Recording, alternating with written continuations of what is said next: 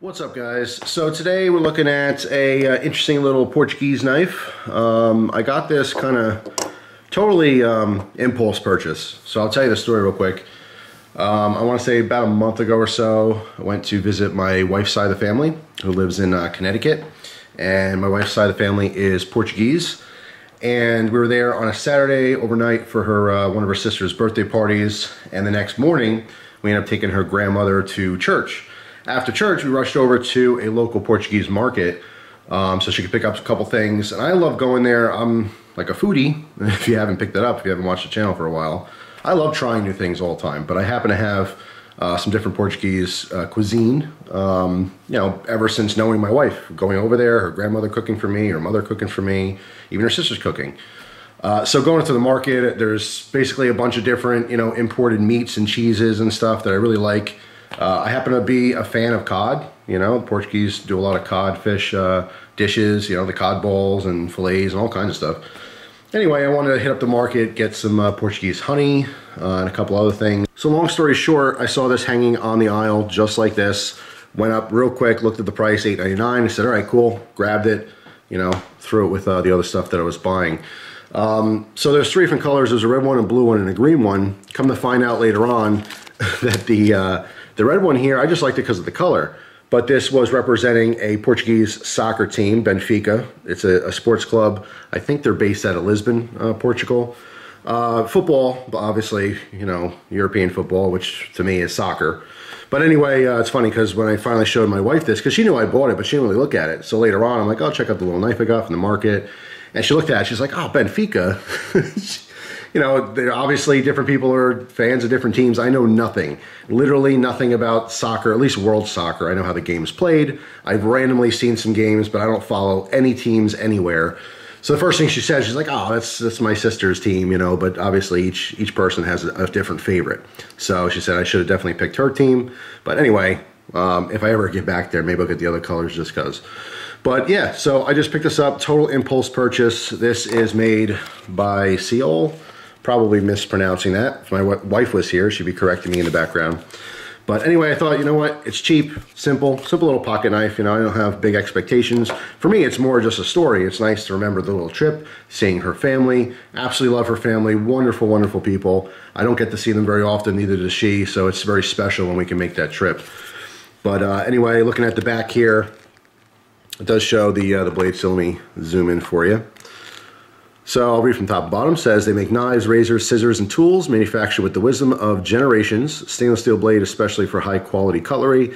It's an X45 CR MOV 14.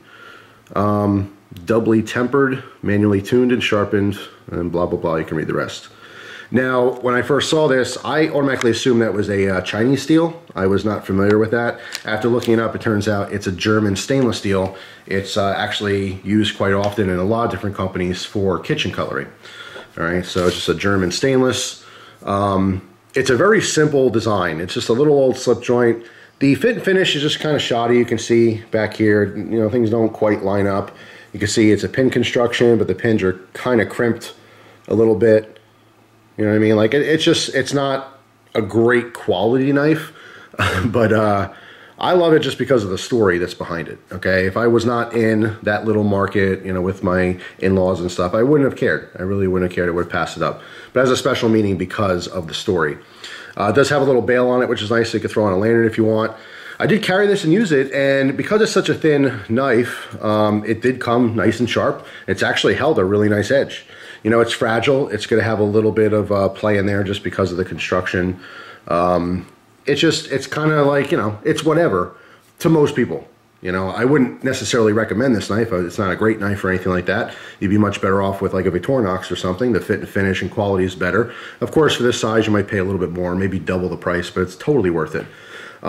This was $9 at the market. I see these online for roughly like $7 to $8. That's an average price for these. It's really cool just because of the story for me.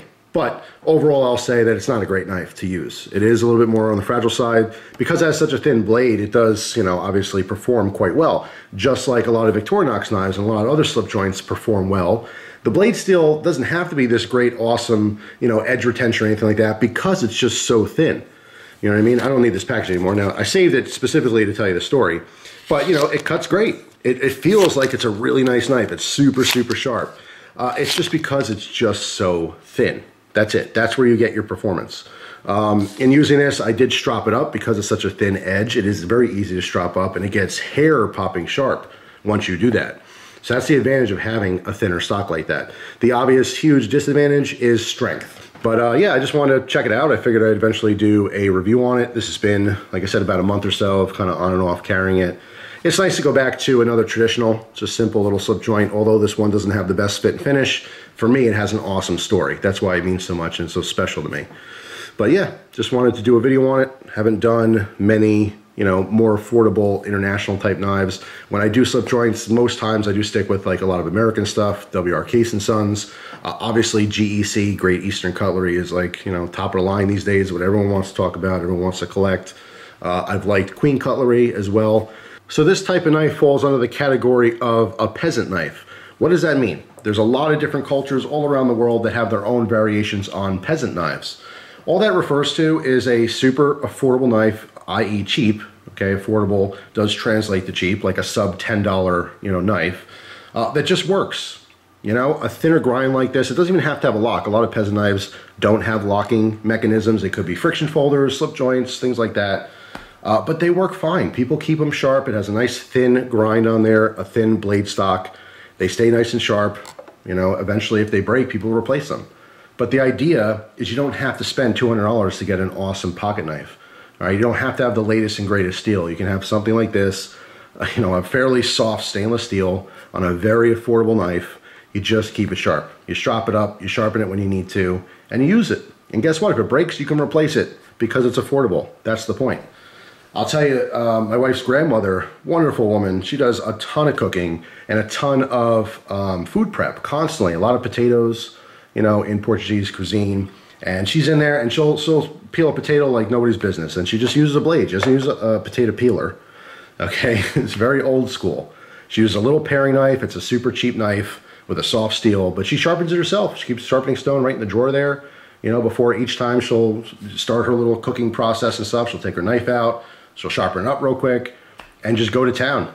It's just an old school mentality. You don't have to spend a bunch of money on a knife. You just have to know how to maintain it, how to keep it sharp, how to use it properly. That's it. And it probably will never break if you use it for what it's intended for. And as long as you know its natural limits, you know, as long as you know you're not going to chop a tree down with this, you'll be fine. You know, it'll do most of what you ever will need a knife for. So thanks for watching, guys. If you happen to be Portuguese, let me know down in the comment section. If you're not and you visited there, let me know what you thought. I always said if I ever leave the country, ever since meeting my wife, I never had a specific want to go anywhere in the world. I never really had the idea that I would be a world traveler. I really hate flying, so that's kind of a big part of it. But anyway, if I do ever leave the country for a trip, it'll definitely be to Portugal. So who knows? You never know what the future holds. But that's it for now. Hope you guys have a good one, and I will see you tomorrow with another video. Take care.